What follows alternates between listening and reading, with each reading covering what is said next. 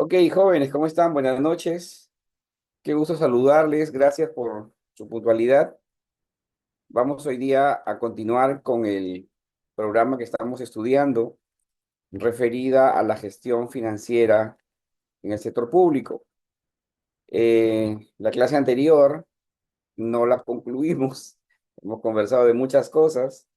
Vamos a tomarnos unos minutos para concluir la idea que quedó pendiente en la clase anterior y a conversar ya de los procesos hoy día que involucran a los sistemas administrativos. Vamos a comenzar por el sistema administrativo medular, digamos, de las finanzas, que es el presupuesto. Ya, hoy día vamos a hablar de presupuesto, ¿de acuerdo?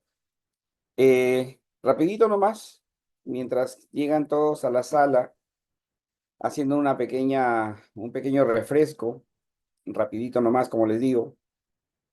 En la sesión anterior hemos hablado de las finanzas públicas peruanas, que no son lo mismo en todos los países, en teoría son lo mismo, pero en la práctica cada país tiene sus particularidades y nuestro país tiene sus particularidades debido a los diferentes esfuerzos que se vienen realizando aquí para mantener la economía peruana saneada. Entonces, esta política macroeconómica, que es la política económica peruana, está compuesta por las finanzas, propiamente dicha, todo lo que es el manejo fiscal y la política monetaria, ¿de acuerdo? La política monetaria está vinculada pues a la salud de la moneda.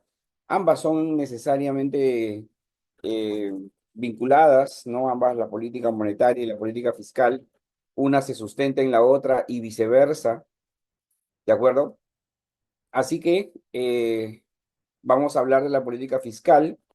La política fiscal en el Perú está amparada en un marco macroeconómico, un horizonte grande de planificación, reglas fiscales que son necesarias y obligatorio cumplirlas, están establecidas por ley, y elementos de fiscalización, elementos de feedback, como por ejemplo la transparencia y un consejo fiscal. Eso hemos hablado la semana pasada.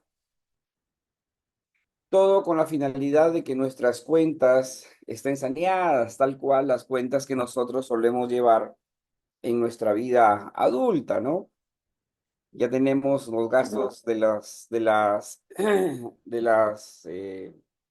¿cómo se llama esto? De las útiles escolares, por ejemplo. Ahorita ya hay que gastar eso, ¿no? Hay que tener el disponible para hacerlo, porque si no lo pagamos con nuestra plata, eso se paga de todas maneras, o se paga hoy o se paga luego, ¿no? A través de endeudamientos, a través de la tarjetita de crédito y ese tipo de cosas hacen pues tambalear la economía. Entonces, el asunto de la política fiscal es mantener en equilibrio esas cuentas, ¿no? Bajar al mínimo necesario las deudas, los gastos, de manera tal que las cuentas siempre estén, digamos, en azul, lo que redunda a su vez en un país con las cuentas saneadas, un país al cual se le tiene los calificadores de riesgo, le tienen, ¿cierto?, el debido aprecio y por ende las inversiones y por ende todas estas realidades que, por ejemplo, han permitido que inversores extranjeros aprovechen eh, las condiciones de Perú, no solamente fiscales, sino geográficas, ¿no?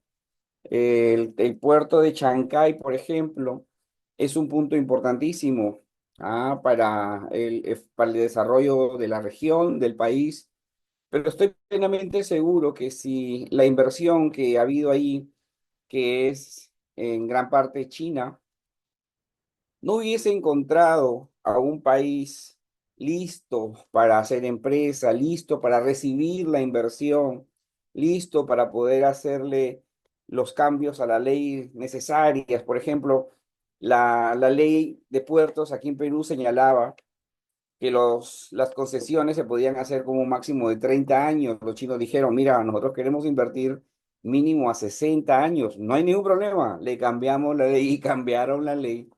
Y ahora pues las concesiones se pueden hacer hasta 60 años por Chancay. Entonces, esa flexibilidad, esa posibilidad de hacer negocios en un país, estoy seguro que ha hecho realidad el puerto de Chancay. No crean que es solamente las condiciones geográficas del país, lo que llama y lo que hace posible que esto suceda. No crean eso, chicos, porque si no hubiese sido el Perú, hubiese sido Chile. ¿Ah?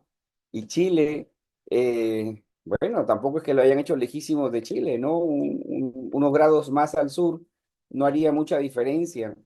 Claro, pero Perú tiene las condiciones geográficas y felizmente las condiciones económicas para poder concretar esa inversión. Por ejemplo, mira este ejemplo que te voy a poner. Se está conversando y está bien avante el proyecto de instalar en el Perú aeropuertos interestelares, ¿no?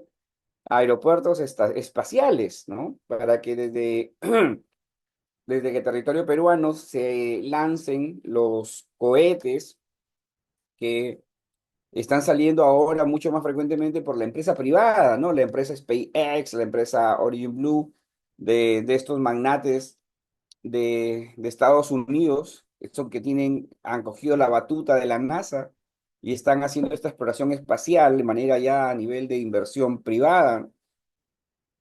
Entonces ellos dicen, mira, estaba en la salida de las naves al espacio exterior, se hacen, son mucho más óptimas, se optimizan más si saliesen desde el ecuador del planeta. ¿Sabes qué es el ecuador del planeta? El círculo central del planeta, el círculo horizontal del centro del planeta, ¿no?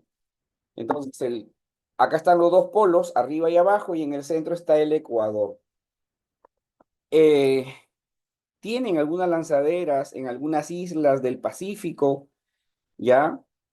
Están justamente en la línea ecuatorial, pero les genera una serie de problemas, es el trasladar todo el equipamiento a una isla. Entonces, han visto que es mejor hacerlo pues desde el continente y cerca al Ecuador. Dime tú, entre Perú y Ecuador, ¿cuál está más cerca al Ecuador? ¿Ah? ¿Qué dicen, chicos? ¿Quién cree que esté más cerca al Ecuador entre Perú y Ecuador? Ahí al chat, por favor.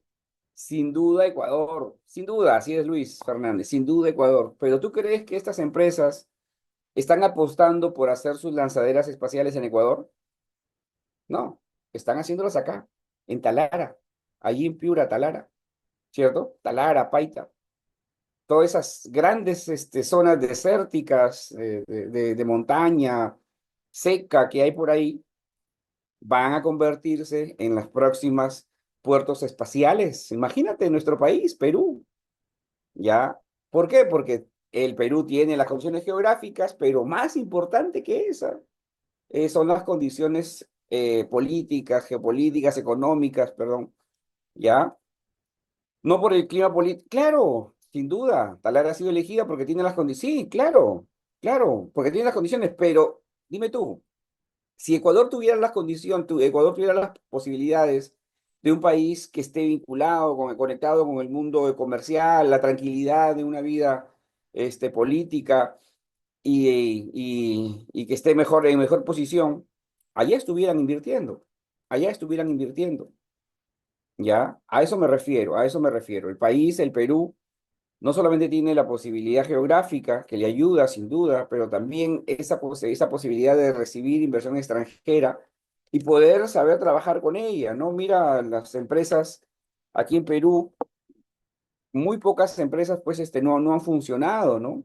Bueno, y Telefónica, Telefónica que está en un gran problema, pero esto ya tiene que ver no con la realidad del país, sino con la realidad de la empresa. Telefónica está en mutación, en una necesaria mutación, tiene que cambiar o se convierte en una empresa de tecnología, tecnológica, o fenece, porque las comunicaciones ahora están en ese orden, ¿no?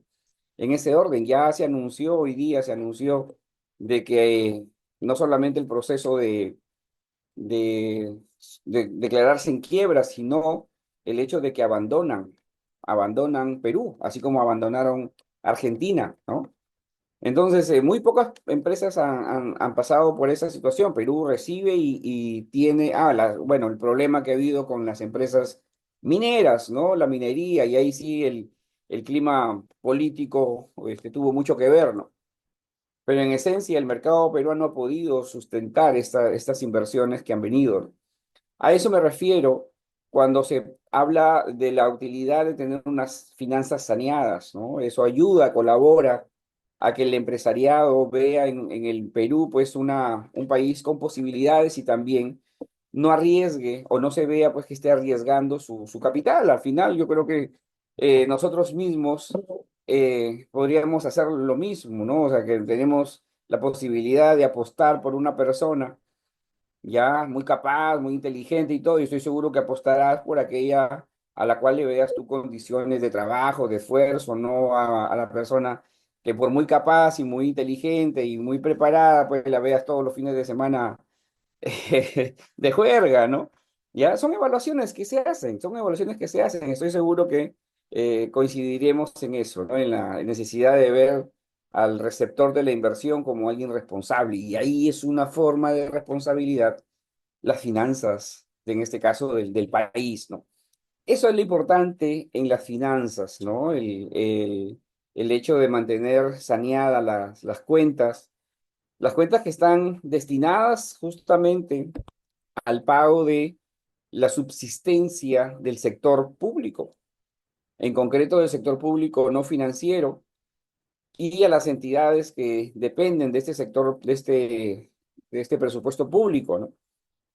Ya, eh, este, este quehacer de las finanzas a las finales, a la larga, lo terminan ejecutando nosotros, los servidores públicos, ¿no? Los funcionarios de este país. Y esto se hace a través del sistema de administración financiera en el sector público, ¿no? Ya, obviamente, desde el Ministerio de Economía y Finanzas se lanzan las políticas fiscales, se lanzan los parámetros, los marcos macroeconómicos, pero el trabajo se hace, pues, en la base, ¿no? Y esto se desarrolla en los diferentes sistemas administrativos. Y eso también lo vimos la semana pasada, ¿no? El sistema se establece a través de la ley 1436, ya, la decreto legislativo 1436, que habla sobre la administración financiera en el sector público. Y este sistema administrativo de la gestión de las finanzas involucra a 6 sistemas administrativos, que son los sistemas administrativos del Estado, pero que paralelamente cumplen esta labor de la administración de los temas financieros. Concretamente, son estos 6: contabilidad, presupuesto, tesorería, endeudamiento, la programación multianual, sistema de inversiones, el sistema de abastecimientos y la gestión fiscal del recurso humano, que es la forma de administrar el gasto en la planilla que se hace en el Perú, sin que se tengan pues todos los otros conceptos del sistema administrativo de recursos humanos, que está regulado por la ley 30.057, que está en veremos, ¿no? Ya la conversamos la semana anterior, ¿no? Está en veremos esta ley del servicio civil, ¿no? Entonces ahí están los 7 sistemas administrativos que se encargan de hacer, de ejecutar, de materializar las finanzas en el Perú, ¿no? Las finanzas en el sector público. De estas, se va a versar, de estos sistemas va a versar nuestro curso. Ya hoy, de hecho, vamos a comenzar por la punta derecha con el presupuesto.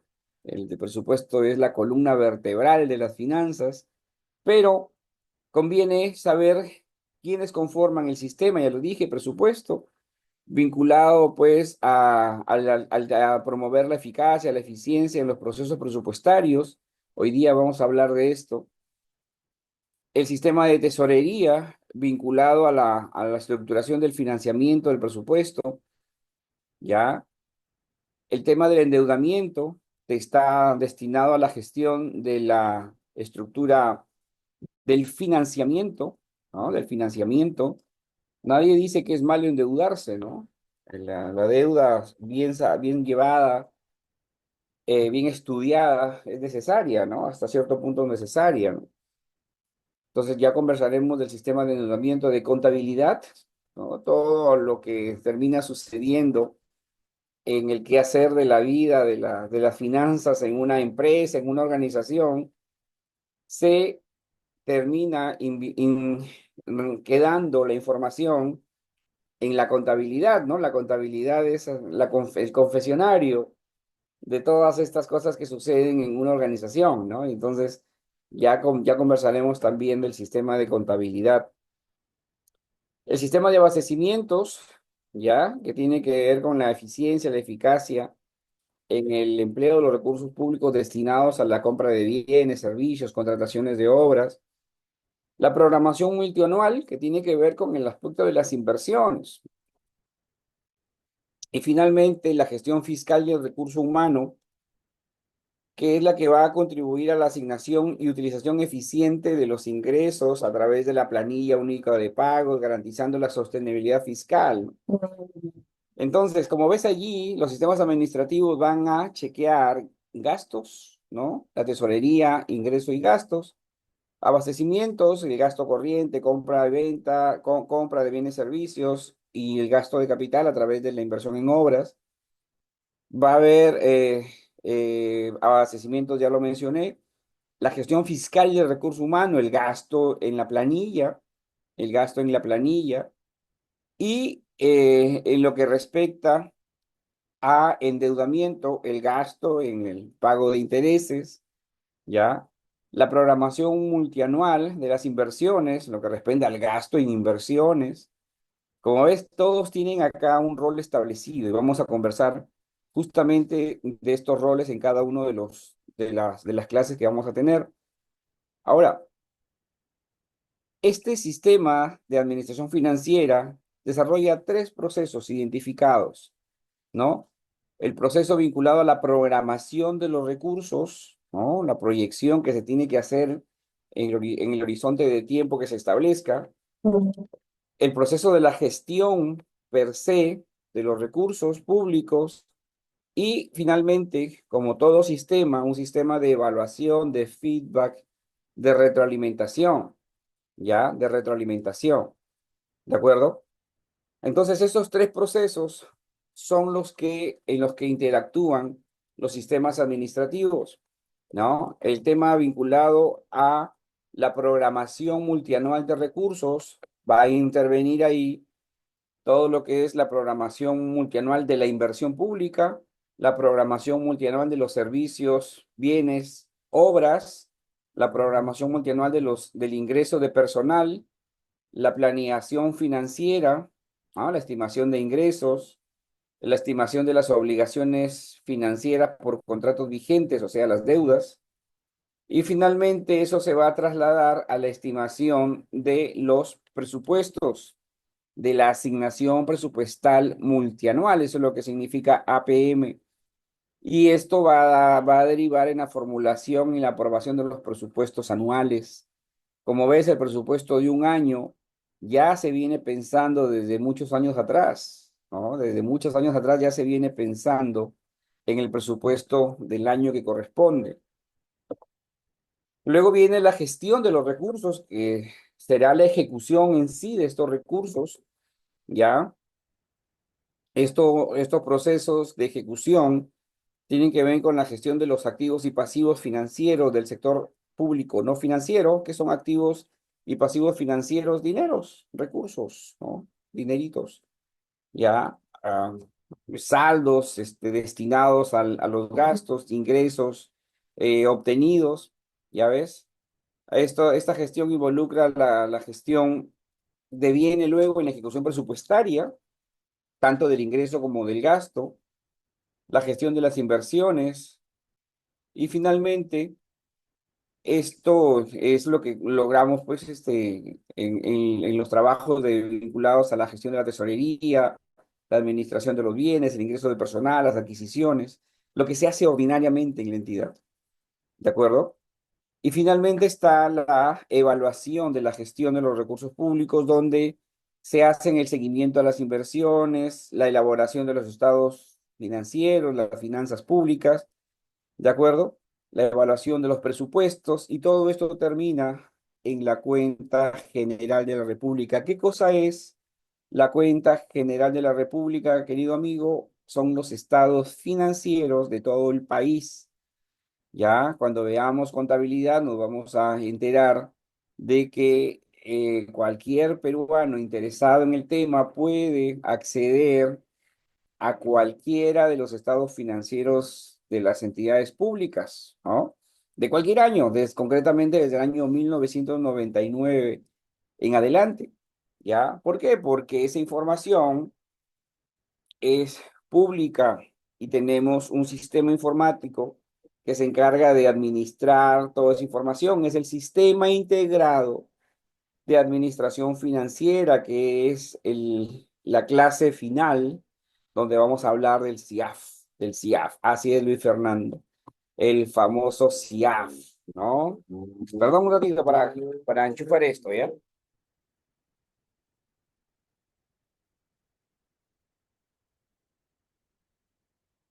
Ok, me van a disculpar por favor la bulla que pueda haber.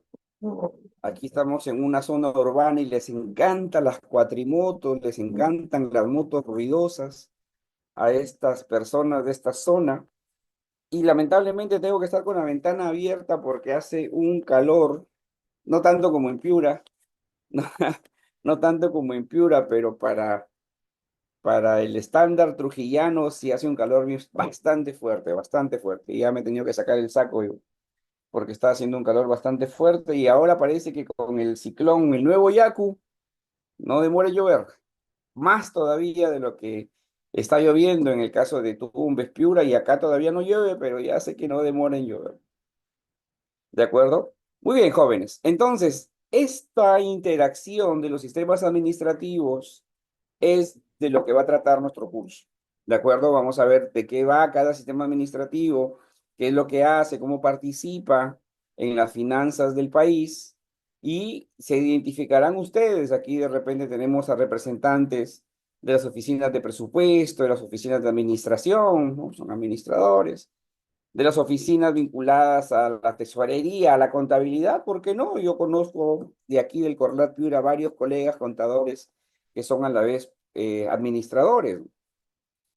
Entonces, de esto es lo que vamos a hablar el día de hoy. Yo no sé si habrá alguna pregunta, alguna duda hasta aquí, lo que vamos conversando, mientras cambio la diapositiva. La diapositiva del día de hoy también ya se la pasé al Corlat, al colegio, para que lo pueda socializar con todos los otros participantes, ¿de acuerdo? Ok, listo. Hoy día, el tema que vamos a tratar el día de hoy, rapidito nomás, es el Sistema Nacional de Presupuesto. Ya el Sistema Nacional de Presupuesto es uno de los sistemas administrativos, que te digo, medulares, ¿no? Todos son importantes, sin duda, pero este se convierte hasta cierto punto en el sistema, en la columna vertebral del sistema administrativo, de la gestión de los recursos financieros.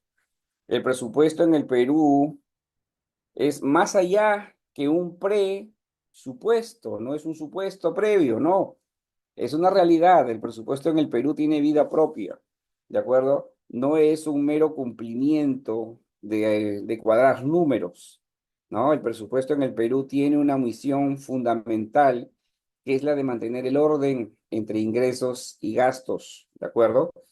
¿Dónde encontramos al Sistema Nacional de Presupuesto? Es un sistema administrativo de los que hemos conversado, de los 11 que corresponden a los sistemas administrativos del Estado, y uno de los 6 sistemas administrativos que conforma el sistema de administración financiera. Ya está regulado hoy por hoy por el decreto legislativo 1440, ya, Anteriormente lo regulaba la ley 28411 y sus mil y un modificatorias, ¿ya? Este decreto 1440, perdón, establece los principios, los procesos, las normas, los procedimientos, las técnicas, los instrumentos que van a regular el Sistema Nacional de Presupuesto Público, ¿de acuerdo? Esta norma establece que cada año se deben emitir leyes anuales de presupuesto y sus correspondientes directivas del proceso presupuestario. Yo he tenido la suerte de trabajar en estos quehaceres presupuestarios desde, uf, desde los 90, finales de los 90, 97, 98 en adelante. Y ya desde el 2001 por ahí ya fui jefe del área de presupuesto. Entonces, han habido muchos cambios, desde luego, desde ese punto, desde ese momento acá, ¿no? Por ejemplo, la incorporación de esta mecánica moderna de la gestión por resultados y del presupuesto por resultados. Eso espero poder conversarlo con ustedes, que es un salto cuantitativo y cualitativo significativo, ¿no? En los presupuestos que se dieron acá en el Perú a partir del 2007 en adelante y que está hoy por hoy pues más que afianzado. Ya todos manejamos conceptos como programas presupuestales, como productos, bueno, evaluaciones de los productos en términos de eficiencia, eficacia, o ¿no? De logro del producto. Entonces, ese tipo de cosas son conceptos vinculados a la gestión por resultados, ¿no? Entonces, ¿cómo funcionó? Porque de verdad les puedo decir, funcionó el incorporar presupuesto por resultados. El Perú quiso implementar los demás elementos de una gestión por resultados, ¿no? Y ahí vemos que no todo funcionó. Ya, eso lo vamos a ver, espero, a la mitad final de la clase. ¿De acuerdo? Entonces, ¿quiénes son los actores en el Sistema Nacional de Presupuesto? Para empezar, el ente técnico rector. El ente técnico rector es la Dirección General de Presupuesto, que, ojo, es una dependencia, es una unidad orgánica, claro, es una gerencia, ¿cierto?, del Ministerio de Economía y Finanzas, pero sigue siendo una dependencia, ¿de acuerdo? No es una entidad autónoma ni nada que le augure, ¿cierto?, independencia, no le hace falta. Como lo dije la vez pasada, estos son órganos que conforman gobierno y como tal tienen que tener esta facilidad de autoridad, facilidad de disposición, de colaboración inmediata, ¿no? Entonces aquí hay una relación de dependencia ministro con el director general de presupuesto público, hay una relación de subordinación, es un gerente del ministro, ¿de acuerdo?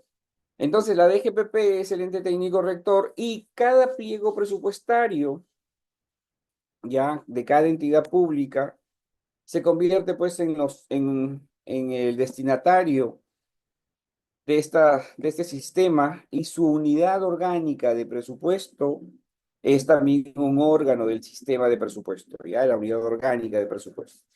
¿Quiénes participan del presupuesto público? ¿Quiénes son los llamados pliegos presupuestarios? ¿De acuerdo? ¿Quiénes son? Ministerios, los organismos constitucionalmente autónomos, así es, Contraloría, hasta el BCR, ¿no? Eh, Podría decir que está dentro de esta asignación. Las universidades públicas, los gobiernos regionales, los gobiernos locales, los organismos públicos descentralizados.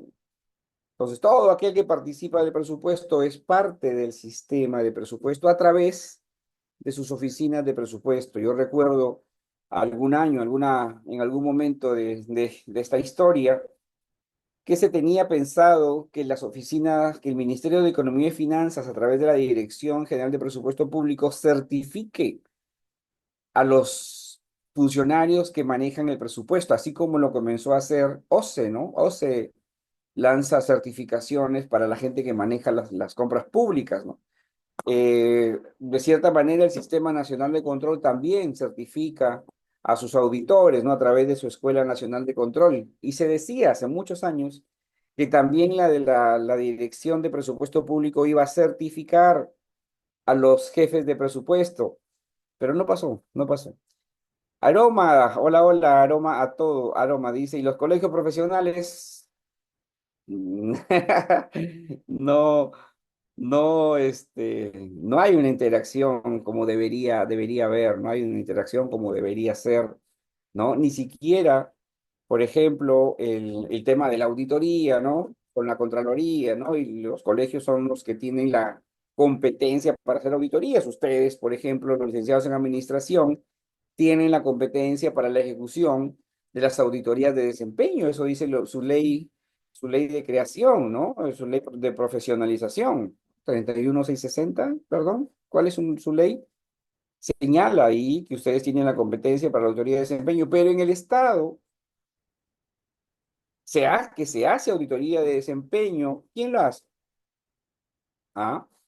Debería haber un símil, ¿no? Así como en el Colegio de Contadores Públicos, ¿no? En los contadores públicos, al menos, no en términos de determinación, pero sí de ejecución, sí hay la posibilidad de que las sociedades de auditoría postulen y ganen concursos en la Contraloría y hagan auditorías, ¿no? Las sociedades de auditoría que se desarrollan en los colegios profesionales hacen auditorías al Estado. Eso podría funcionar por ejemplo, en el caso de los colegios de licenciados en administración. Pero, como les digo, esta iniciativa de certificar a los jefes de presupuesto no prosperó. Yo estaba muy atento a eso porque yo antes me dedicaba al presupuesto. Entonces, estos actores, la Dirección General de Presupuesto Público, los pliegos a través de sus oficinas de presupuesto, tienen diferentes roles, diferentes funciones, ¿no? La DGPP, por ejemplo, conduce, orienta, realiza el seguimiento del proceso presupuestario, emite directivas, lineamientos, normas presupuestarias, emite opinión autorizada en materia de presupuesto de manera exclusiva y excluyente, ¿no? Emite opiniones, promueve el perfeccionamiento permanente de la técnica presupuestaria y la mejora de las capacidades y competencias en la gestión presupuestaria. Ah, y finalmente, elabora el anteproyecto de ley de presupuesto y la ley del equilibrio financiero, que son leyes de carácter anual. Esto hace la Dirección General de Presupuesto Público. Las entidades, a través de sus titulares de la entidad, tienen responsabilidades en este sistema administrativo. Para empezar, el titular de la entidad, el señor alcalde, el señor gobernador, el señor rector, eh, tienen responsabilidades en la gestión presupuestaria, es que conducen la gestión presupuestaria hacia el logro de las metas, determinan las prioridades de gasto, en el marco de sus objetivos estratégicos, ya que conforman su plan estratégico, y finalmente realizan la gestión presupuestaria en las fases de programación multianual, formulación, aprobación, ejecución y evaluación. Ojo, el titular tiene vela en ese entierro, es parte de ello, ¿no? Hay muchos titulares de las entidades que se cometen circunstancias, situaciones que involucran al presupuesto y cuando estos son requeridos, que brinden información, que respondan a algunos temas, los titulares dicen, yo no, yo señor, no señor. Aquí el responsable es el jefe de presupuesto. Momento, el titular también tiene responsabilidades en este tema, ¿no? Y finalmente, estos sí nos escapan de que se les exija responder por sus actos a las señores oficinas de presupuesto, ¿no? Estos son los responsables de conducir la gestión presupuestaria durante todo el proceso presupuestario, coordinan y realizan el seguimiento de la información, ejecución de ingresos, gastos, y finalmente organiza, consolida, presenta la información que se genere en sus respectivas ejecutoras y en sus centros de costos y realizan el seguimiento.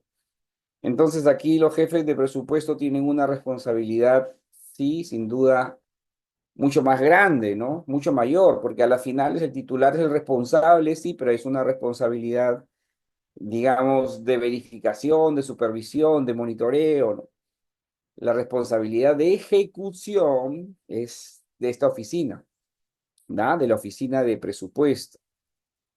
¿Cuál es el proceso presupuestario? Ya hemos hablado hace un rato, ¿no? La oficina de presupuesto tiene aquí dice, bajo su responsabilidad, el desarrollo de la gestión del proceso presupuestario. ¿Cuál es este proceso presupuestario? Aquí lo vemos en pantalla. Va desde la programación multianual, como se entiende, una programación que trasciende un ejercicio, esto generalmente es de 4 años, 5 años. La formulación presupuestaria ya de un solo año, la aprobación, la ejecución presupuestaria y finalmente, como todo sistema, elementos de retroalimentación, de evaluación, de feedback, ¿ya? Y este proceso presupuestario es una rueda que gira y gira, no se detiene, no se detiene. No, estamos haciendo un año, no, si estás trabajando un año, ya estás trabajando también en el siguiente año, ¿no? La programación comienza en un año, digamos, uno, entre enero y agosto. En ese mismo año, entre septiembre y noviembre, ya se está haciendo la aprobación de enero a diciembre, ¿cierto? La aprobación para el año 2, ¿no? De enero a diciembre del año 2 ya se está haciendo la ejecución, ¿ya? Y la evaluación, pero ya dentro de ese año 2 ya se está haciendo de enero a agosto la formulación del año 3 del año 3, ¿no? De septiembre a noviembre del año 2 y ya se está aprobando el presupuesto del año 3 y así está la rueda, se mantiene rodando. ¿Quiénes participan de este proceso presupuestario? El ministerio, las entidades de los 3 niveles de gobierno, ¿ya? ¿Y qué se entiende, qué se espera que obtengan de la fase de programación, proyecto de ley de presupuesto, de la fase de la aprobación, ya la ley propiamente dicha, y de la fase de ejecución, los avances en ejecución, y de la evaluación, la respectiva evaluación, que es un documento que se obtiene a través del CIAF, ¿no? La evaluación se hace a través del CIAF. El CIAF se ha convertido en una herramienta fundamental en las finanzas públicas, ¿no? En el CIAF es que se hace la programación, la ejecución, la evaluación de todos estos datos y veremos más adelante que gracias a que esto es así y que el CIAF recibe toda esa información se puede hacer pública, ¿no? Toda esa información se puede hacer pública. ¿Cuáles son los momentos entonces de este proceso presupuestario? Se comienza con el marco macroeconómico multianual. ¿Conocen o recuerdan el marco macroeconómico multianual, que es una de las herramientas de las finanzas públicas? Bueno, ese marco macroeconómico multianual va a devenir, ¿cierto? Va a constituirse como elemento para el establecimiento del presupuesto público. ¿Qué cosa nos da el marco macroeconómico? Proyecciones macroeconómicas, proyecciones, ¿de acuerdo? Proyecciones de ingreso y cómo está la deuda pública, ratio de deuda pública, que es información que contiene este marco macroeconómico. Y esto puede dar, pues, cuánto es de déficit fiscal, ¿no? Lo que se espera tener más el cubrimiento del déficit constituirá el gasto público, ya solamente se puede gastar lo que tenemos, ¿no? O lo que se espera tener en el año. Entonces, ese gasto público se traduce en el presupuesto público. El presupuesto, entonces, jóvenes, es esta columna vertebral, te decía, ¿no? Se establece, pues, para empezar, la programación multianual presupuestaria. Esto, como hemos visto, deriva en estimar, hacer estimaciones de escenarios previsibles, establecer prioridades, ¿no? Por ejemplo, en este año está indicando el Ministerio de Economía y Finanzas que se han establecido la necesidad de ampliar los rangos para que se promuevan las obras por impuesto, por ejemplo, ¿ya? Para que haya más inversión privada en el quehacer público, ¿no? Y el premio de esto es que si tú inviertes en el Estado, estás invirtiendo parte de tus impuestos que tienes por pagar, por eso es obras por impuesto, ¿no? Entonces, es este tipo de políticas, de parámetros, de chamba, de trabajo de nuestro ministro de Economía conforman entonces elementos para la programación multianual de presupuesto, ¿ya? Entonces, se establece con todo esto los límites para la asignación presupuestaria multianual. ¿Cuánto se espera, la bolsa que se espera programar en los años siguientes? Entonces, esta asignación presupuestaria multianual es el tope de créditos presupuestarios de cada pliego. La Dirección de Presupuesto Público propone esta asignación presupuestaria multianual que el MEF presenta al Consejo de Ministros hasta el 31 de diciembre de cada año y los pliegos registran su programación multianual, ¿cierto? Como una parte de esta asignación presupuestaria multianual. Y ahí está la primera parte, que es la programación, ¿de acuerdo? Programación de ingresos, sustentación del desempeño y el logro de resultados, de estimación y aprobación de la asignación presupuestaria y la distribución y registro de esta asignación. Todo esto es la fase previa para los siguientes años. Pero como ves, no parte de una estimación sin base, ¿no? No parte de una estimación sin, por el solo hecho de programar algo o lo que le llaman el crecimiento vegetativo de las cosas, como se hacía antes, ¿no? Antes se establecía, antes de que, digamos, de los años 90, ¿no? Si se determinaba el incremento, por ejemplo, del presupuesto, cuánto iba a ser un incremento vegetativo, ¿no? Se incrementó en tanta la población, listo, el porcentaje de incremento de la población que iba a atender esa entidad pública constituía la estimación de los gastos, ¿no? Lo del año pasado que se gastó más el incremento vegetativo que se registró, esa es la asignación presupuestaria. Como ves, ahora la asignación presupuestaria obedece a criterios mucho más técnicos, marco macroeconómico multianual, por ejemplo, estimaciones de ingresos, ¿de acuerdo? Eh, entonces, en este primer año, la asignación presupuestaria multianual en todos los niveles de los clasificadores presupuestales, ya vamos a ver ahorita qué son clasificadores presupuestales, con esta información se elabora el anteproyecto de ley de presupuesto. Los pliegos de los gobiernos nacionales y regionales sustentan la información, ¿cierto? ¿Recuerdan ustedes estas idas al Congreso para sustentar su pliego presupuestario? ¿Ya? Sí, se hace en el ministerio, pero por una exigencia de los congresistas, porque al final los congresistas son los que aprueban el presupuesto por ley. La ley de presupuesto es la que sale y da luz verde a los presupuestos. Entonces, estos números se hacen en el Ministerio de Economía y Finanzas, pero se discuten en el Congreso.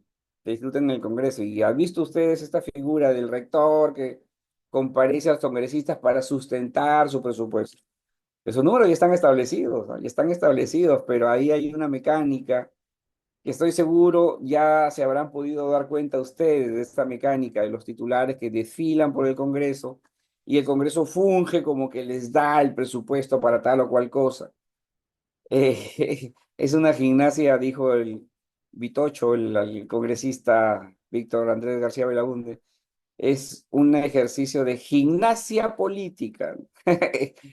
Gimnasia política. Si han podido darse cuenta, si han visto ustedes esta figura de los titulares, rectores, yendo al Congreso, ministros, ¿no? Yendo al Congreso a sustentar su presupuesto, si no han visto, estamos en este momento entonces, ¿de acuerdo? Entonces, eh,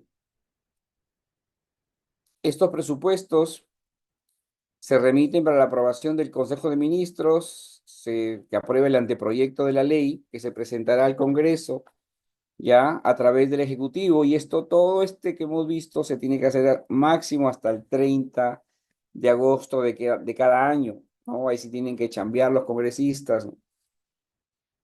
Presentación de los proyectos de ley ante el Pleno del Congreso por parte de los ministros de Economía, reuniones de sustentación y debate técnico de los proyectos de ley en la Comisión de Presupuesto y en la Cuenta General, y aprobación de los proyectos de ley de presupuesto, esto como máximo al 30 de noviembre de cada año, la publicación de las leyes de presupuesto. La Dirección General de Presupuesto Público remite a los pliegos el reporte oficial que contienen el desagregado de los presupuestos, y cada titular de la entidad aprueba su presupuesto institucional de apertura, el famoso PIA. Y listo, se da el pistoletazo de partida para que el presupuesto comience a funcionar, ¿no? Ya tenemos la ley, ya tenemos el PIA, todo está aprobado, comiencen a gastar, ¿no? Comienza el momento de la ejecución presupuestaria, ¿ya? El presupuesto, ya sea el PIA, el institucional de apertura, o por alguna razón se modifica, se amplía generalmente, se convierte este documento en el PIM, el presupuesto institucional modificado. ¿Cuál es la razón más común por la cual se modifica el PIA? El saldo de balance. ¿Qué es el saldo de balance? Lo que no se gastó el año pasado queda para gastarse en años posteriores, pero debe incluirse en el presupuesto. Pero señor, el saldo de balance recién lo voy a saber el 31 de diciembre, mientras que el presupuesto ya se ha venido cocinando desde abril, mayo, junio, agosto. En noviembre ya está preaprobado, en noviembre ya tenemos ley. Oiga, pero recién voy a saber cuánto me sobra el 31 de diciembre. Perfecto. Eso que termina siendo un remanente, un saldo positivo del presupuesto anterior, se tiene que incorporar al presupuesto del año, ya, y generalmente esto pues modifica el presupuesto, ya deja de ser un PIA, deja de ser un presupuesto institucional de apertura, y se convierte en un PIN, en un presupuesto institucional modificado. Listo, hecha las acumulaciones, allí se tiene que hacer constantemente ya la programación de compromisos anual, ¿no? ¿Qué vamos a comprometer de manera de todo lo que se pueda comprometer? Separarlo y ya mantenerlo separadito. La luz, el agua, ese tipo de gastos que son constantes y sabemos que todo el año se va a gastar, ya tendrán su compromiso anual. Y cada gasto que ya se va a ir convirtiendo, ejecutando, se tiene que confirmar, corroborar de que existe el compromiso. Este documento se llama certificación presupuestaria. Vamos a hacer una obra. Esa obra va a involucrar, ¿cierto? Presupuestos que ya están destinados, ya están pensados para esa obra, ¿ya? Pero para hacer el proceso de selección, para iniciar el proceso de la convocatoria, para que los postulantes, los postores vengan a proponer su inversión para la obra. Entonces, este documento tiene que estar allí como parte del expediente de aprobación del proceso de selección para las obras, la certificación. Entonces, todo lo que sucede en el Estado tiene que tener previamente su certificación presupuestaria. Ah, todo. La vez pasada me dijeron, profesor, para que nos haga un curso en la entidad. Un curso, yo trabajo pues en temas académicos, ¿no? Y estaba en ese momento viéndose el tema del control interno, que es un tema que también trabajo. Y es un pequeño detalle hacer estos cursos in-house, ¿no? O sea, dentro de la entidad pública. Porque la entidad pública estos parámetros los tiene que cumplir y observar.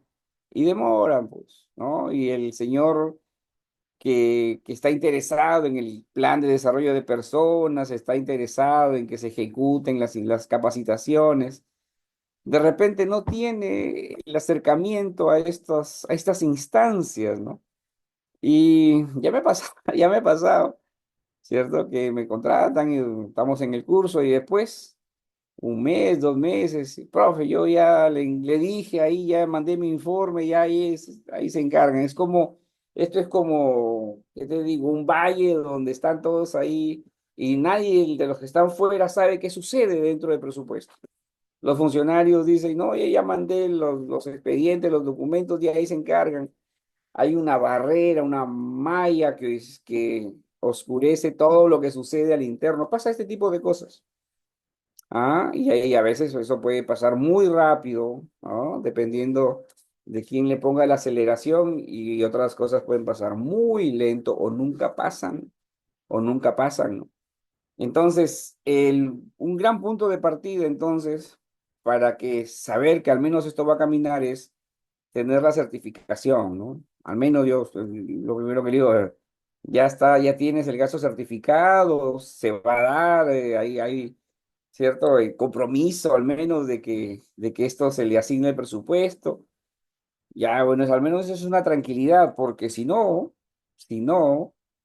esto se queda ahí durmiendo el sueño de los justos, ¿no? Todo gasto debe tener su certificación y cuando ya tengas la planilla, la orden de servicio, ¿no? Ya tengas la valorización, recién se inicia el proceso de gasto en sí a través de la fase de compromiso. Estas fases jóvenes, certificación, compromiso, devengado, girado, pagado, son fases que se han establecido en la ley, ¿no? En la ley de presupuesto y son fases que recoge el sistema informático llamado SIAF, ¿no? Recoge esas fases. ¿Qué involucra? Ya te dije que involucra la certificación. ¿Qué involucra el compromiso? Que ya tienes un destino de ese gasto. El certificación indica que tienes pensado gastar en ese tema, ¿no? Voy a hacer una obra, muy bien, tengo 1.150.000 certificado para esa obra. ¿Ya? ¿Cuándo será el compromiso? Cuando esa obra ya tenga un postor ganador y ese postor ganador ya tenga pues la obligación de pagársele porque ya hizo su valorización o porque ya sustentó la emisión de sus adelantos de obra. Entonces ya hay un destino establecido, fijo, de que ese gasto se va a dar. Se hace el compromiso. El compromiso es una acción netamente presupuestal, deja de ser un gasto disponible, certificado, a ser un gasto ya reservado con un destino establecido, el compromiso. Aún no hay deuda, ¿de acuerdo? Se establece que ese gasto se va a gastar en ese tema en concreto, con ese contratista, con ese proveedor, pero no hay deuda. ¿Qué convierte ese gasto en una deuda? Ojo, gasto y deuda son conceptos diferentes. ¿De acuerdo? El gasto es, en términos presupuestales, una asignación presupuestal que se va a hacer destinada a un tema en concreto, pero la deuda ya implica que esa operación, ese acto, ese servicio, esa obra ya se dio y ya se tiene, la entidad ya tiene la obligación de pagar. Es distinto entonces el compromiso es una proyección de gasto, ¿no? Pero la deuda ya es un compromiso, es una obligación. ¿Qué cosa convierte en deuda, cierto? ¿Qué cosa establece que algo ya se debe? No la orden de servicio, la factura, el comprobante de pago, ¿no? La boleta, el recibo por honorarios, la factura del contratista de la obra, ¿no? Eso ya, el que existe ese documento ya cambia la figura, ya hay una deuda, y a ese momento se le llama devengado. A ese momento, según las normas presupuestales, a ese momento es el devengado. Cuando ya la deuda no es una proyección, una estimación, es una obligación. Se tiene que pagar sí o sí. ¿Ya? Cuando ya llegó el recibo de la luz, el recibo del agua, tú sabes que va a llegar y emites la orden de servicio, ¿no? Pero cuando ya tienes el recibo de luz y agua, ya tienes una deuda establecida. Esa deuda, cuando ya se convierte ese proceso de gasto en deuda, es el momento del devengado. Así se le llama, devengado, ¿de acuerdo? yo sé que el concepto de vengado, tal vez tengamos otro concepto de vengado en cabeza, que es un concepto eh, que se daba antes, ¿no? ¿Qué es el de vengado? Sí, efectivamente hay la deuda, pero la deuda cuando ya se formalizaba con una resolución, ¿no? ¿Ya?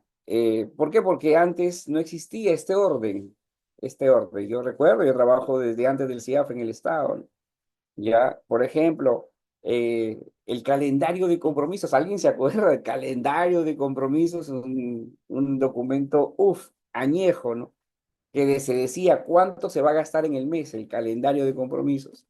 Entonces estábamos recibiendo el calendario de compromisos de abril, pero en realidad los gastos que se estaban haciendo ya se habían comido abril, mayo, junio, estamos por agosto ya. Estamos en abril, pero los gastos que se venían haciendo ya estaban ocupando los calendarios de abril, mayo hasta agosto, ¿de acuerdo? A veces sucedía de que terminaba el año y el gasto que se había hecho, ¿no? El servicio, con el contrato, la planilla, ni se reconocía en los círculos del presupuesto porque no había orden, pues, ¿no? Porque no había orden.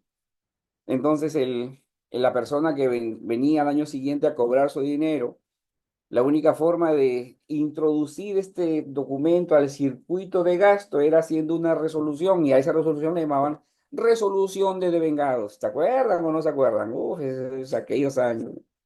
A la resolución de devengados. Entonces se vincula, los más antiguos vinculan esto a una resolución. No es ahora en estos cánones modernos. El devengado es la asunción de deuda. Cuando ya hay un compromiso, una deuda establecida, eso es un devengado.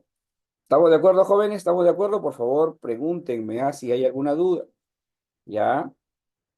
Y obviamente, lo que corresponde y lo que continúa a una deuda es el pago. ¿Ya? Y todo este circuito de cosas, desde el presupuesto hasta la concreción de la deuda, que es el pago, todo esto es ¿cierto? La ejecución presupuestaria. ¿Ya? Cuando veamos de repente más tarde lo vemos de aquí, las consultas amigables, vamos a ver estos puntos, en qué momento hay una certificación, hay un compromiso, un devengado y hay diferentes montos. Es que va avanzando, no todo ocurre en el mismo momento, ¿cierto? Hay un circuito lógico de tiempo entre uno y otro, ¿no? Pero eso es, jóvenes, la ejecución presupuestaria. Así se gasta.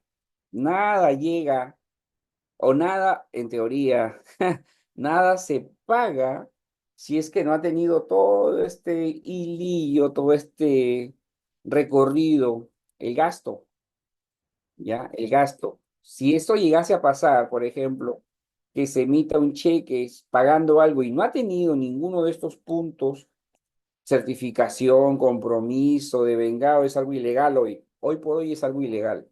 De hecho, ilegal es hasta la emisión de cheques. Muy pocas cosas se hacen ahora a través de cheques, muy pocos pagos se hacen a través de cheques. Ya el cheque es un documento que ya está pasando al olvido. Ahora todo es CCI, ¿no? Cuenta interbancaria, ¿no?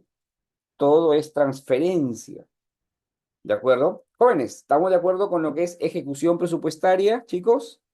¿Sí? Listo. Vamos a avanzar un poquito porque veo que el tiempo nos está dejando. Ya vimos lo que es el compromiso anual, el compromiso anual, ¿ya? Ahora, esto pues jamás de los jamases va a encajar como ¿cómo se llama este juego? Que cae una bolita, perdón, cae una L y se engancha en una L, cae una raya y se engancha. ¿Cómo se llama ese juego? ¿Alguien me dice? ¿Alguien me ayuda?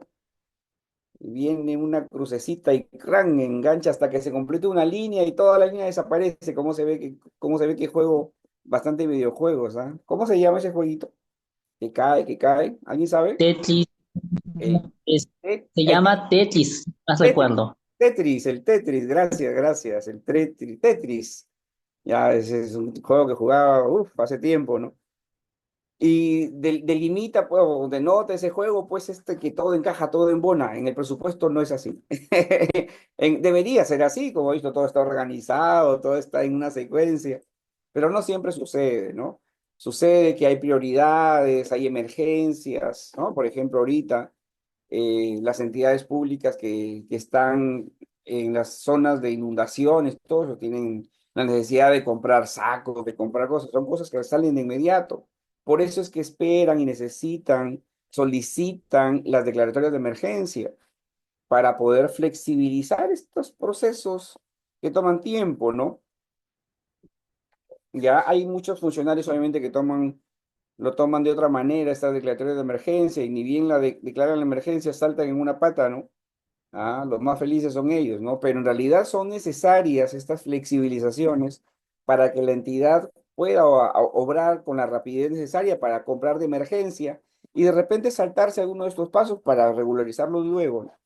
¿Ya? Pero suceden cosas como esta, ¿no? Por lo tanto, el presupuesto no está escrito en piedra en ese sentido, no está inamovible, ¿no? No está, ¿cierto? Estático, es un documento, como te digo, vivo, ¿no? Que se mueve, que cambia. Y esos cambios están en la norma, están regulados, ¿ya? Hay cambios a nivel institucional que afectan el presupuesto, el marco presupuestario, el techo, le llaman el techo presupuestario, o hay cambios a nivel funcional programático. Ahorita vemos qué cosa es funcional programático, pero hay cambios al techo presupuestario y hay cambios al interno, ¿de acuerdo? Créditos suplementarios, anulaciones, transferencias, se sale de acá para el lado de allá para atender, como te digo, las emergencias que salgan, ¿no?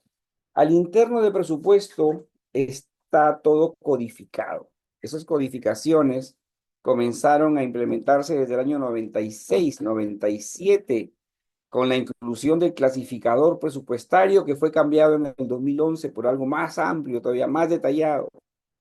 Estos clasificadores presupuestarios eh, tienen la información del presupuesto de diferentes ángulos, ¿no? Son instrumentos que permiten el orden de la información presupuestaria, los clasificadores presupuestarios. Agrupan los recursos, el usos, las formas, todo se entiende en armonía y esto pues ayuda a los sistemas informáticos también. Es fundamental, son necesarios los clasificadores presupuestarios para poder operar el presupuesto. Si no hay esas codificaciones, bueno, no habría orden, no habría orden, ¿no? Queremos ver los clasificadores presupuestarios, son de diferente tipo. Hay clasificadores eh, presupuestarios del ingreso, cómo se organizan los ingresos.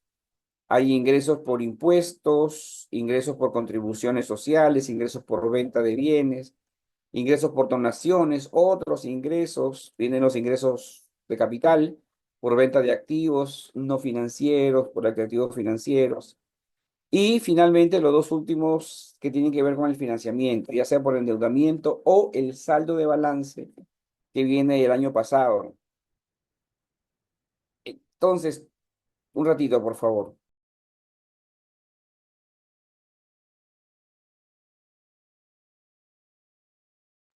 Ya está, gracias.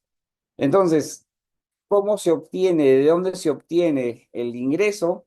Es lo que se registra a través de este clasificador. Tuve recaudación de impuestos, tuve venta de bienes, donaron, me transfirieron, vendí, entonces se va señalando cómo se obtiene ese ingreso. Se clasifica el recurso según la fuente de financiamiento, ¿no? La fuente de financiamiento están acá.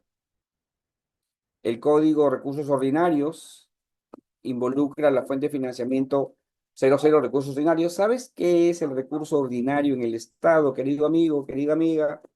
Lo que tú y yo pagamos de impuestos, ¿ah? A la SUNAT y que la SUNAT después se los transfiere al Ministerio de Economía y Finanzas. Todo ese dinerito que viene de SUNAT hacia el Estado, que se trabaja en la dirección de Tesoro Público, ese dinerito viene a través del código 00, recursos ordinarios. Ya el Tesoro Público le asigna a cada entidad pública una línea, digamos, una línea de crédito, ¿no? Tú gasta que yo acá pago, no le transfiere un solo sol real de ese dinerito.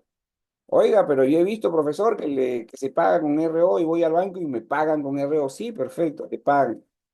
Me refiero a que la cuenta bancaria del ministerio, la Dirección de Tesoro Público no le transfiere dinero a la entidad pública, le transfiere una capacidad de pago. Entonces, esa entidad pública va a pagarle los honorarios al profesor Olaya por haber dado una charla en ética, en control interno. El profesor Olaya va al banco, cobra su transferencia, pero es eso justamente, no una transferencia. Entonces, todo eso se trabaja, el dinerito de los tesoros públicos se trabaja a través de la cuenta del tesoro y las diferentes subcuentas. Cada subcuenta de la entidad es como una manguera con diferentes conexiones, ¿no? Con diferentes conexiones. Entonces, ese es el recurso ordinario. También le llaman el dinero del tesoro público, que viene de la recaudación de SUNAT, ¿de acuerdo?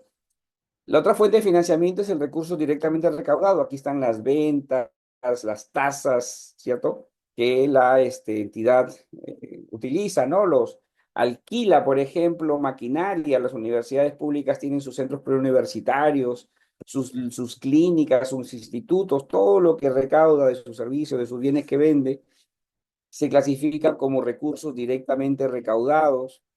Luego vienen las operaciones oficiales de crédito, que es el financiamiento externo que se obtiene en los bancos cuando prestan, ¿no? Luego vienen donaciones y transferencias, que son, por ejemplo, algunas transferencias que hace el Tesoro Público destinado a diferentes temas. Por ejemplo, el vaso de leche, por ejemplo, ¿no? Una transferencia por el vaso de leche, ¿no? Y finalmente, este concepto de recursos determinados, que son de diferentes conceptos, como por ejemplo contribuciones a fondos, ¿no? El fondo de compensación municipal para las municipalidades. ¿Tú sabes de dónde viene el fondo de compensación municipal? También viene de los impuestos, ¿ya? También viene concretamente del impuesto general a las ventas. Cuando tú perdón, claro, cuando tú compras algo, estás pagándole al vendedor, ¿cierto? Compras un par de zapatillas, 200 soles. De esos 200 soles, el 18% son impuestos, ya algo de 31, 32 soles, ¿no? Son impuestos, ¿ya? Entonces, esos impuestos, ese vendedor no debe ser un ingreso del vendedor, es un impuesto. Debe ser transferidos a la SUNAT. SUNAT recibe el 18%, pero ya le está separando en dos montos ahí. 16%, ¿cierto? Para el Tesoro Público y 2% para el Fondo Común. El Fondo de Compensación Municipal, ese es el 2% que está incluido en el IGB, en el Impuesto General a las Ventas. Y se reparte según la zona donde se generó ese impuesto. La municipalidad donde se generó esa compra, esa venta, recibe el 2% de esa venta a través de esta fuente de financiamiento, Fondo de Compensación Municipal. Ahí tenemos el famoso Fondo de Compensación Municipal. Solo reciben las municipalidades, ¿no?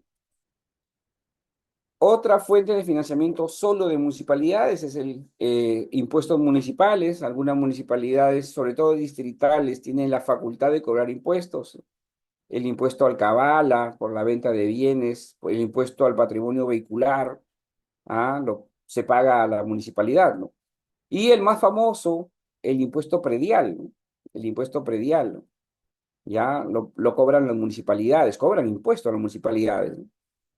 Ya. Y finalmente, la fuente de financiamiento, canon y sobrecanon, regalías, rentas de aduanas, participación, son todas las actividades empresariales de explotación, que se hacen en la zona, ¿no? Sobre todo el canon, el sobrecanon, son actividades de explotación, por eso hay canon minero, canon petrolero, canon gasífero, ¿no? Y el sobrecanon es otro concepto que está vinculado a la explotación, pero tiene otra connotación. Por ejemplo, en Tumbes se extrajo por primera vez petróleo. El primer pozo petrolero fue en Tumbes en los años 50, creo, a 40 de repente, no estoy seguro. Entonces, probablemente no se extraiga petróleo hoy, aunque hay estudios que tienen una muy buena más posibilidad de explotar petróleo en Tumbes, ¿no? Pero en todo este tiempo, Tumbes sigue recibiendo un dinerito por la explotación petrolera en el Perú. Pero no porque exploten petróleo en Tumbes, sino por este dato histórico. Por eso se le llama sobrecanon se le llama. ¿De acuerdo? Entonces, como ven ustedes, todos los conceptos del manejo del presupuesto están establecidos en el concepto de fuente de financiamiento. Va a haber dinerito por ventas, recursos directamente recaudados, dinerito por transferencias, el vaso de leche, va a ser en su respectiva fuente de financiamiento. ¿De acuerdo? ¿Qué más tenemos? El clasificador económico del gasto. Antes se llamaba clasificador del gasto por naturaleza. Y es que justamente vinculaba eso, ¿no? ¿En qué se gasta? Se gasta en el pago de la planilla, el código 1, personal y obligaciones sociales. Se gasta en el pago de los abuelitos, las pensiones, ¿no? Se gasta en la compra de bienes y servicios, se gasta pagando donaciones, transferencias, o se gasta en otros gastos, por ejemplo. ¿Qué es otros gastos? Por ejemplo, el pago de la dieta de los regidores es otro gasto. No es un pago de sueldos, no es sueldo. Otro gasto, es una dieta, ¿ya? O se gasta para, eh, ¿cierto? Para comprar bienes de activo, ¿no? Vehículos, carros recolectores de basura, o se gasta para hacer obra, o se gasta para hacer obra, o se gasta para pagar los intereses de las deudas. Como ves, están separados cada concepto con su respectivo codificación, con su respectiva codificación. También hay un clasificador de cada institución pública, cada entidad pública tiene un código presupuestario. Hay un clasificador funcional programático, que es este de rojo. Este clasificador funcional programático es muy importante porque muestra en qué se gasta. Se gasta en una actividad, se gasta en un proyecto, se gasta en una inversión, ¿no?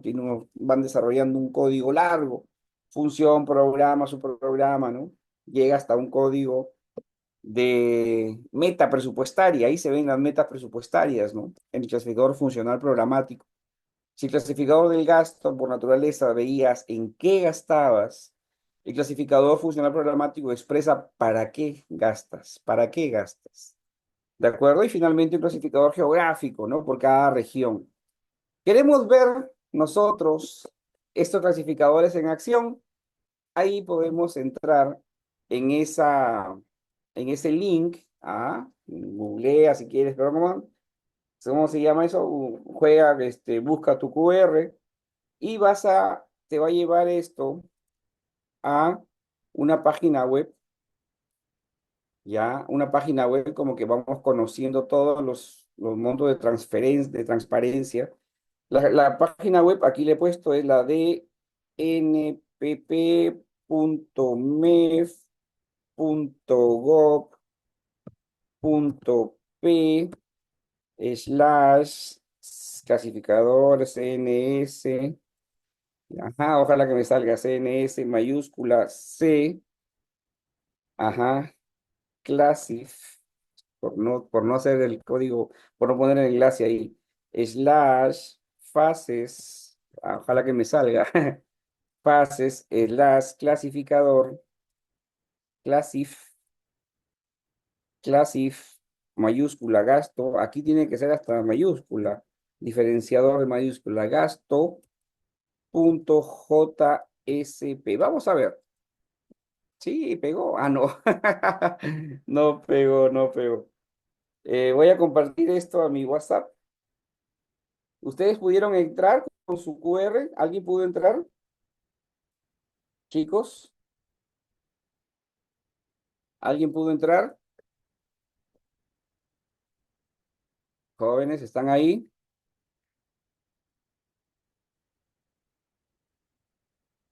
Acá está, ahora sí. Ops, tampoco. Tampoco.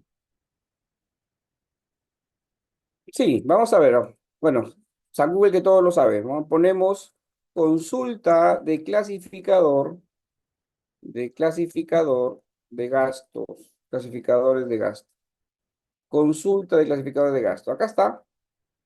Consulta, mira, consulta de clasificador de gasto. Qué raro, ¿por qué no aparece el QR? Ya nos lleva a una página de las consultas amigables. Y acá está, mira, consulta de clasificadores de gasto. Ingresamos. Si están viendo, señores, el Google, ¿no es cierto? ¿Sí? No están viendo el Google. Estamos, están viendo, no están viendo. Me dicen avisado, por favor. Ya, vuelvo a repetir, acá hasta ahora, recién ya están viendo el Google. Ya, sí, recién me están avisando. Ya, ahora sí, ya ves. Yo pienso que están atentos, chicos. Ya termina pronto la clase para dejar de hablar de presupuesto. ¿Cómo podemos entrar ya que el QR no me funcionó? Ponemos consulta clasificador de gasto. Ahí está. Aquí está, en la segunda opción, consulta clasificadores presupuestarios. Me lleva a esta página de consulta amigable y acá pongo ingresar. Oh, bueno, algo está pasando. Bueno, no es que no haya funcionado el QR, no funciona la página, no funciona la página. Pero aquí está, chicos, aquí está. En este QR, cuando la página vuelve a activarse, yo lo he consultado hoy día temprano y si funcionaba, vamos a encontrar una consulta interactiva de cuáles son todos los clasificadores presupuestarios que hemos estado estudiando, toditos en general, ¿ya? Toditos. Entonces, el presupuesto público se traduce finalmente en códigos, en códigos. Entonces, de repente tú y yo estemos más familiarizados con los códigos y la mecánica del presupuesto, pero sepan ustedes que esto es, como acabamos de ver, mucho más, ¿no? Mucho más. Obedece pues a la necesidad de orden, obedece a la necesidad de mantener al presupuesto público siempre habilitado y también obedece a temas de modernidad, chicos, a temas de modernidad. Para terminar la clase, vamos a ver cómo es que en el Perú se adoptó esta teoría del presupuesto por resultados. ¿Qué es, jóvenes, el tema de la gestión por resultados? Porque esa es una teoría que involucra más allá que el solo presupuesto. Se llama la gestión por resultados. ¿Qué es la gestión por resultados? Es una técnica, es una metodología que salió en la empresa privada hace 40 años atrás, ¿ya? Que involucra a que la empresa no solamente hace lo que hace para producir, sino para lograr resultados. Cuando se adopta esto al Estado, los resultados en el Estado pues son justamente el bienestar, ¿no? El beneficio de la colectividad, ¿no? Las personas que reciben los servicios públicos, ¿no?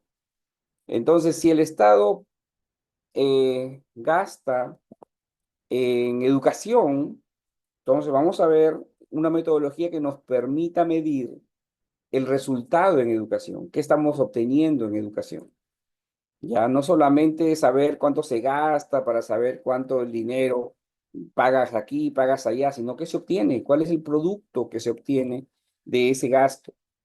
Entonces, esa metodología de pensar en el usuario final es la gestión por resultados.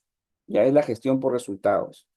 Una de las ramas de las pilares de la gestión por resultados es el presupuesto por resultados. ¿Ah? Vamos a ver, la mecánica es esto, ¿no? Tenemos que tener una planificación pensando, como te digo, en el cumplimiento de la misión de la entidad, planes, políticas. Esos planes y políticas se tienen que ejecutar, pero para eso se requieren presupuestos, presupuesto por resultados, gestionar los trabajos de los servidores, de los funcionarios, a través de procesos, la gestión por procesos. ¿Alguien escuchó aquí hablar de la gestión por procesos, ¿ya? Y finalmente que los trabajadores pues tengan trabajar en términos de meritocracia, ¿no? Y modernidad, que algún día llegará completamente al Estado. Lo cierto es que los gestores de presupuesto, ya desde hace casi 20 años, conocían esta mecánica y se estableció, ¿no? Se estableció el Ministerio de Economía y Finanzas innovando, dijo, vamos a incorporar esta metodología en el manejo del presupuesto acá. ¿Cuál era la forma de presupuestar antes? Ya le hemos conversado, un cálculo del crecimiento vegetativo de las cosas, ¿no? Basaban el presupuesto, ¿alguien escuchó presupuesto base cero? Presupuesto base cero. Y se cambió concretamente en el año 2007 en adelante a presupuestar bajo este concepto de resultados. ¿Qué involucra el presupuesto por resultados? Es una estrategia, es una forma de hacer gestión pública que vincula la asignación, el gasto de presupuesto, los vincula con la búsqueda de resultados en la población. Yo voy a gastar en nutrición, programas alimentarios. ¿El resultado cuál es? Mejora en los índices de salud de la población, por ejemplo, ¿no? Mejora en los índices nutricionales de la población. Entonces, no solamente gasto y mido el presupuesto en términos de gasto, no, en términos de qué se obtiene, de qué producto se obtiene. Eso es lo que busca el presupuesto por resultado. Entonces, trabajando en función de esto, se tiene pues que definir los resultados que se esperan, ¿no? Que están vinculados a los presupuestos asignados, ¿no? Y esto generalmente radica en la priorización de problemas, la búsqueda y solución de problemas, ¿no? En eso vamos a gastar, en eso vamos a invertir. Presupuestar productos, bienes que inciden en el logro de un resultado, determinar responsables de ese logro, el programa presupuestal, es la instancia presupuestal que se creó y hay un responsable de los programas presupuestales. Establecer mecanismos para generar información sobre productos, bienes, hay todo un soporte informativo para esto. Evaluar si hay logros, si se está logrando los resultados y usar la información para decidir en qué y cómo gastar los recursos públicos. Introducir incentivos para promover en las entidades públicas que se esfuercen al logro de resultados. Entonces, esta mecánica de presupuesto por resultados comenzó a implementarse en el Perú, comenzó a implementarse. Para asegurar la calidad del gasto, se busca que el gasto tenga un rol clave en asegurar el logro de los objetivos. Un gasto de calidad supone reducción de la programación inercial de presupuesto, eso que te digo, el crecimiento vegetativo, ¿no? Sube porque tiene que subir, ¿no? O baja porque tiene... Entonces esto no es inercial. Hay un motor, un movimiento ordenado y ese movimiento es el resultado. A eso se aspira el presupuesto. Busca el gasto de calidad, busca conocer los resultados del gasto hecho y alinear los intereses involucrados en la implementación de políticas.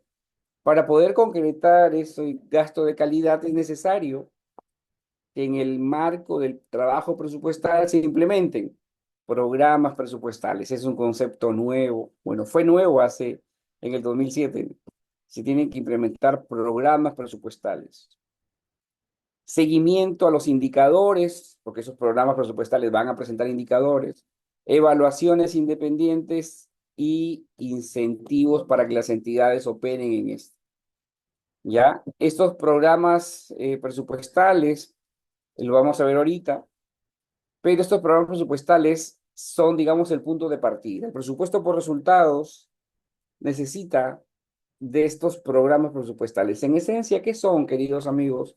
Los programas presupuestales son lo que en la actividad privada son los centros de costos. No hay un gasto por oficina, no hay un gasto por unidad orgánica, es un gasto por la función que cumple el gasto. ¿Ya? Estos programas presupuestales organizan la provisión de servicios en base a objetivos, como digo, la función del gasto. Sobre ellos se realizan el seguimiento para tomar decisiones, evaluaciones en el mediano o largo plazo y en base a esta retroalimentación se aplican incentivos para buscar impulsar estos programas presupuestales, ¿no? Entonces, vamos a conocer un poquito ya para ir terminando la clase de hoy, los programas presupuestales. Y otra vez te he puesto un código QR que ojalá sí funcione. No es que no haya funcionado el otro, la web, el portal es el que no ha estado funcionando, pero mañana estoy seguro que sí, porque yo le he consultado hoy día el portal de los clasificadores presupuestarios. ¿Ya? Vamos a dejar de compartir esto, vamos a ir a San Google, que todo lo sabe, para darle una miradita a los programas presupuestales, porque hay mucha información sobre eso. En realidad, cuando hablamos, estimados amigos, de los sistemas administrativos en el Estado, hay mucha información.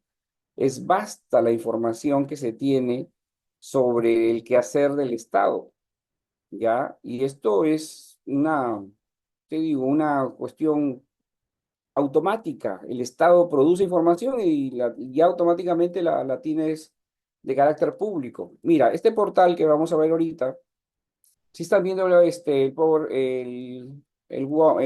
Chrome, ¿no es cierto? El navegador de Internet, ¿no? Acá está. Este portal que estamos viendo ahorita es del Ministerio de Economía y Finanzas, del MEF, uno de los pocos que están todavía independientes del portal GovP, y está asignado a información vinculada a los programas presupuestales, ¿no? Comenzaron siendo 30, luego 88, ya son más de 120 los programas presupuestales. ¿Qué es un programa presupuestal? Yo dije, es un centro de costos, ¿no? Uno de los últimos que se creó, por ejemplo, fue de la universidad pública. Todos los gastos de la universidad pública se centralizan en un código 0066. ¿Ah? Esa relación de programas presupuestales, lo vamos a ver ahorita.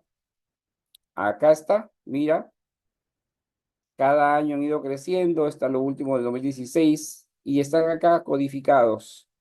Programa de articulación nutricional, salud materno-infantil.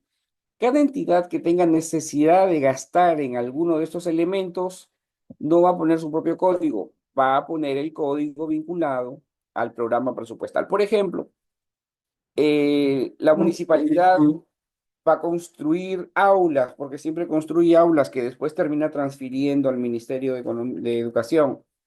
La construcción de aulas es una obra y puede poner un código cualquiera, no, tiene que poner un código vinculado a la educación. ¿Y cuál es el código vinculado al gasto en educación? Es el 0090, que está por aquí. Acá está. Código 0090, todo lo que es el gasto en educación, logros de aprendizaje de estudiantes de educación básica regular. Entonces, la municipalidad, sin que se dedique a la educación, siempre y cuando gaste en educación, tiene que codificar ese gasto en ese código 90. Y hay códigos de municipalidades, por supuesto que las municipalidades cuando gastan, por ejemplo, en la gestión del residuo sólido, que es una ejecución presupuestal de una municipalidad, codifica ese gasto en el código 36, 0036. ¿Dónde lo encuentra? En el clasificador funcional programático. Por eso les dije hace un rato, el clasificador de gasto por naturaleza señala en qué gastamos, mientras que el clasificador funcional programático programa, presupuesta para qué gastamos.